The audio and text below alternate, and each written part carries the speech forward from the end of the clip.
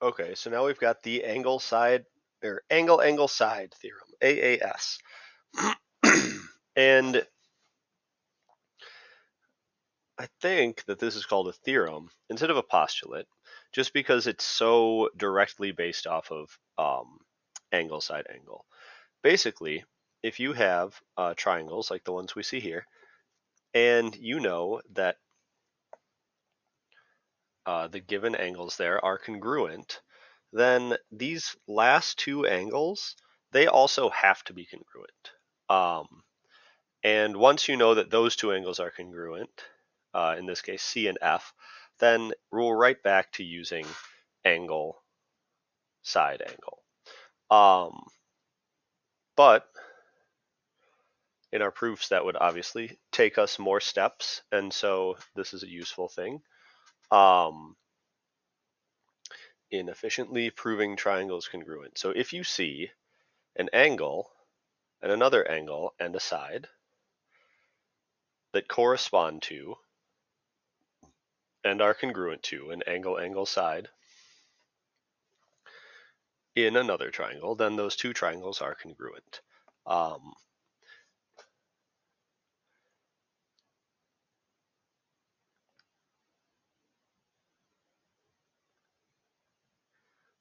Yep. So this is for the case when the side is not between the angles.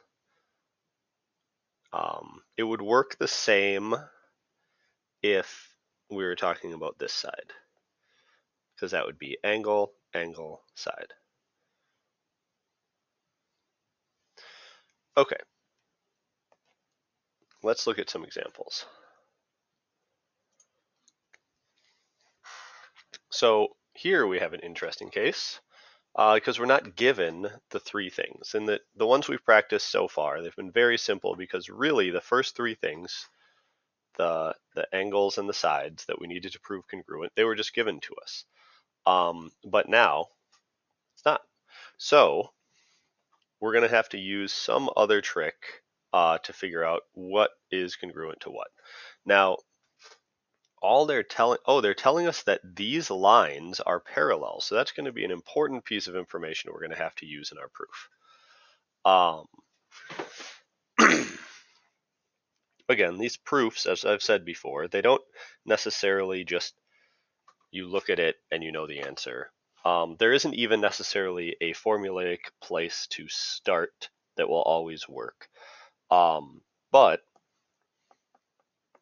let's see what happens. I'll probably make a mistake. Maybe I won't.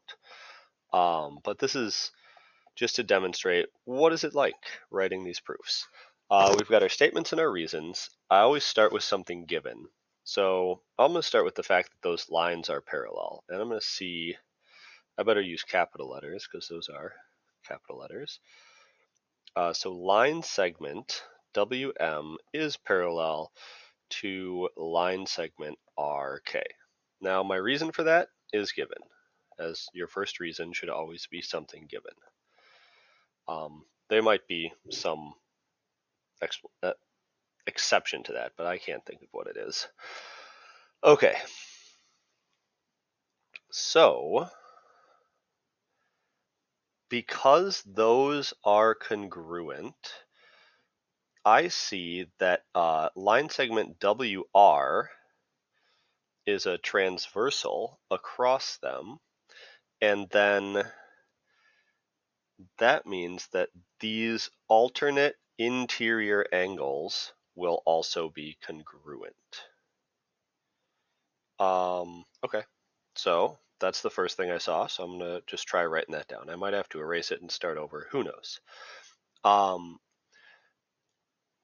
So I just figured out that angle, and now I can't just say angle W because I wouldn't know which of the two angles at point W I was talking about.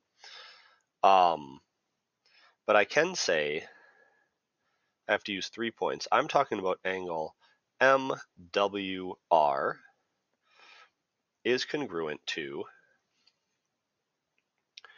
angle WRK. My reason for that is that they are alternate interior angles. And that's from back in, I think, chapter 3, where we learned about alternate interior angles, and you wrote them down in your notes. Earlier this week, probably. All right, so what else can I say now? Well, now actually, so here's another thing I can say. These triangles are touching, which means that this side right here is congruent to itself, which is kind of a weird thing to say, but we have a cool word for it. Really awesome geometry word for it. 3 is going to be that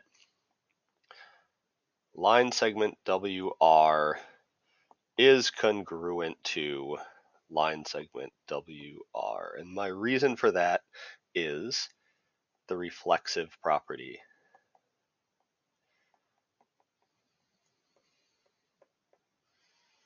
Which is just a fancy way to say it's just one line. Of course, it's the same length as itself. Okay. And I also know that angle M is congruent to angle K. And those ones I can name with just one letter because there's no other options. And now what I can see finally, that was given, by the way. And what I can finally see is that I do have angle, let me use highlighter here, angle, angle, side is congruent to angle, angle, side. So I can say that these two triangles are congruent by angle, angle, side. All right, so number 5 is going to be, and remember, be careful the order your letters go in. Triangle, and it's especially tricky when they have some of the same letters. So I'm going to do the top triangle first. WMR is congruent to, I guess I can just copy what they wrote here. Triangle RKW. And my reason for that is angle, angle, side. Now, I also could have shown,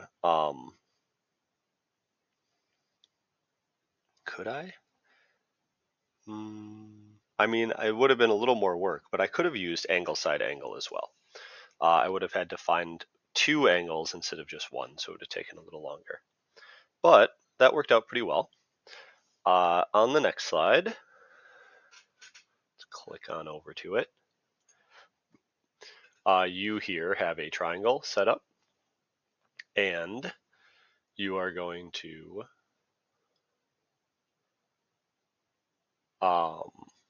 you can ignore this part. You're going to figure out if you can prove that triangle SRP is congruent to triangle QRP. All right. And then after that, we'll look at one more thing. Then there will be a bunch of practice problems so you guys can make sure you've mastered these skills. Good luck on this one. See you in the next video.